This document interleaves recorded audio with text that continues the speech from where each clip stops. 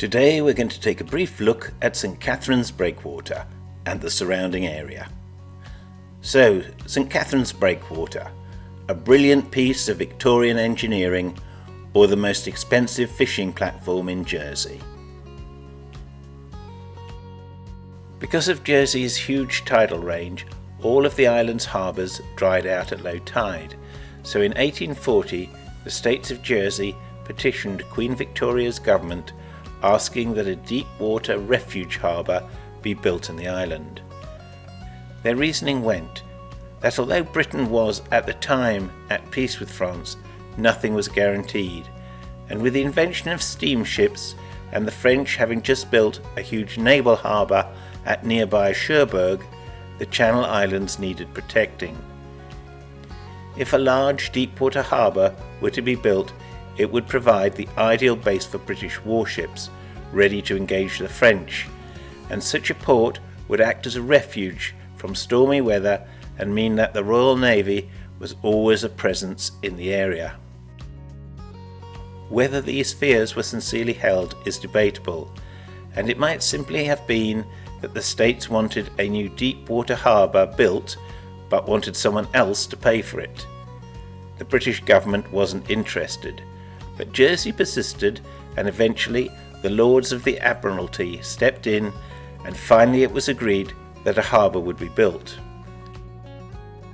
The Jersey authorities wanted the new port to be built at Bully Bay, which has deep waters and offered protection from the prevailing south and westerly winds. The Admiralty favoured Noirmont as a location, which also had deep water, offered less storm protection, but was relatively close to the island's centres of population. So quite why the sparsely populated area of the island's east coast, known as Breakwater, was picked is anyone's guess, especially as the leading authorities in the field of harbour construction had dismissed the site out of hand. The inhabitants of St Martin's, between Fliquet and Montorgueil, were mostly fishermen and farmers, and in 1846 the British government began buying up their land and houses. Originally, the harbour was intended to stretch from Breakwater to Amport, which would have encircled approximately 1 square mile of sea.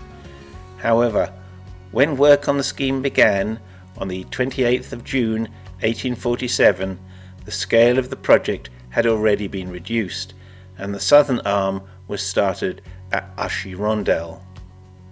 The nearby hillsides were quarried for the vast quantities of necessary stone, and 300 men toiled with the most basic machinery. By February 1848, the southern arm had grown 300 feet, up to the existing Conway Tower at Achirondel, whereas the northern arm stretched an impressive 1,000 feet into the sea. Although work appeared to be progressing well, the cost and worth of the project was coming under growing scrutiny from British members of Parliament, and the following year work on the longer southern arm was suspended, the workers joining their colleagues to concentrate on the northern arm.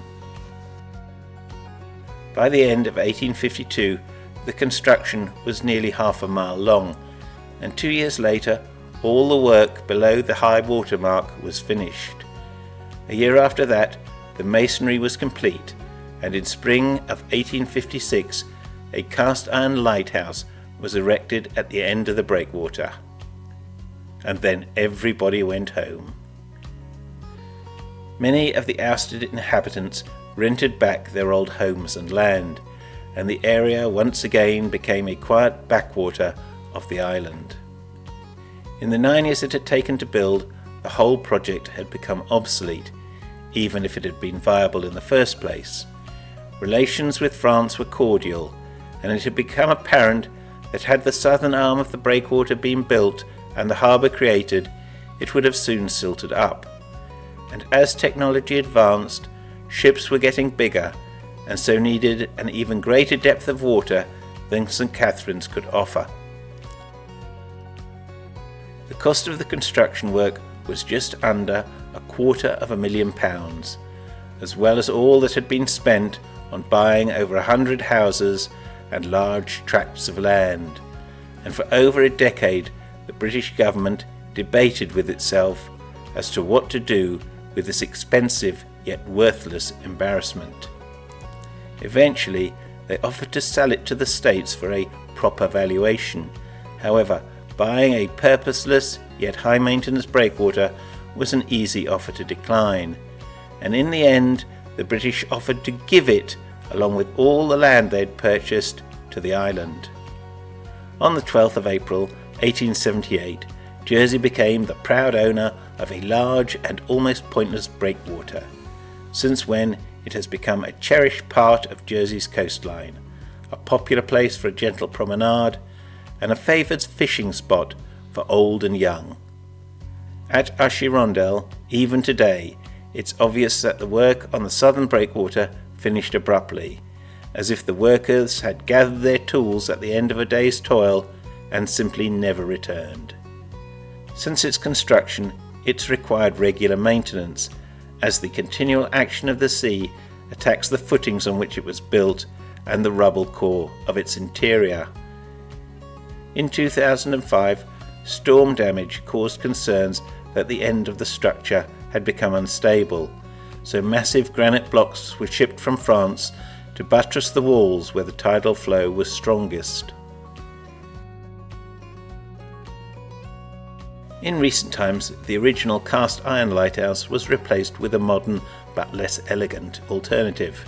However, in 1996, it was re-erected outside the Maritime Museum as a symbol of hope, as the centrepiece of the island's Holocaust Memorial. Today, St Catherine's has become the centre for water activities of all kinds. As well as fishermen, the Jersey Canoe Club are based here, as are the St Catherine's Sailing Club, and in the summer months it's a real joy to see dozens of tiny dinghies filling the bay as islanders of all ages learn to sail.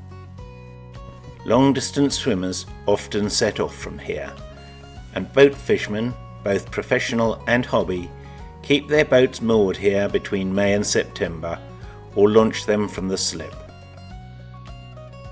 It's also the jumping off point for a number of sea excursions, with fast ribs making the trip to Les Écriaux, the reef between Jersey and France. The cafe and its ice cream kiosk at the start of the breakwater always do a roaring trade and are very popular with both locals and tourists.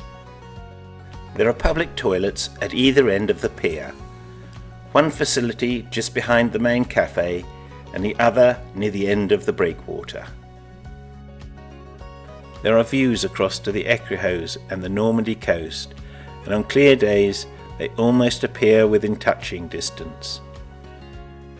Nothing can be guaranteed, but if you're hoping to see dolphins, this is a pretty good place to watch from.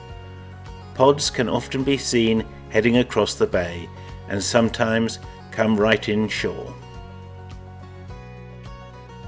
The original quarrying cut through the old headland, which left a large isolated island of stone near the end of the breakwater, which has become known as Gibraltar.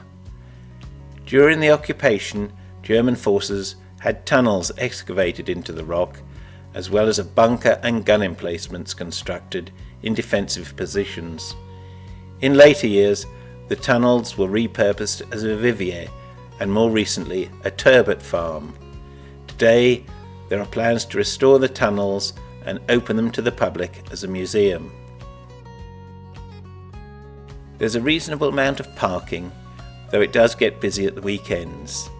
Swimming can be done at any stage of the tide, but the water is deep and there is no lifeguard service.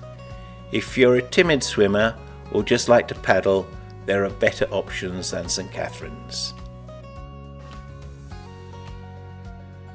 If you fancy a gentle stroll or just want to sit and watch the world go by, you could do a lot worse than St Catherine's Breakwater. And as for the original question, is it a brilliant feat of Victorian engineering or just an expensive fishing platform? Well, the answer is it's both, but who cares? It's simply a lovely place to be.